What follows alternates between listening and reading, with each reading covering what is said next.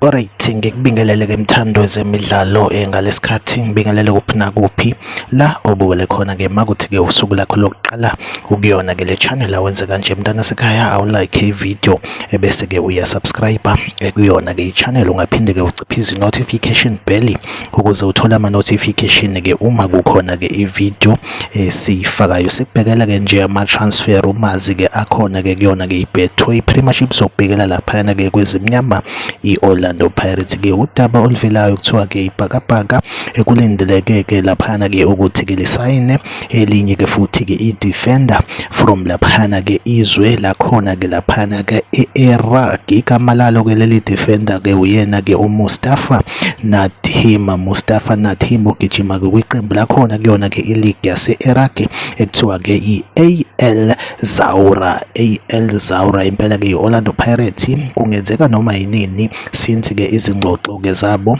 naye ke lo mdlali ke seziphothuliwe. Impela ke iyona update engiyiphethe ke njengamanje. Make sure ukuthi uyayilike ivideo, uyasubscribe kuyona ke i-channel. Mina nawe ngizohlezi ngikhona ngolethele ke ama transfer news, transfer umazi kanjalo ke nama confirmed transfers. Okwamanje ke ivideo yethu ke sibambela nisale kahle.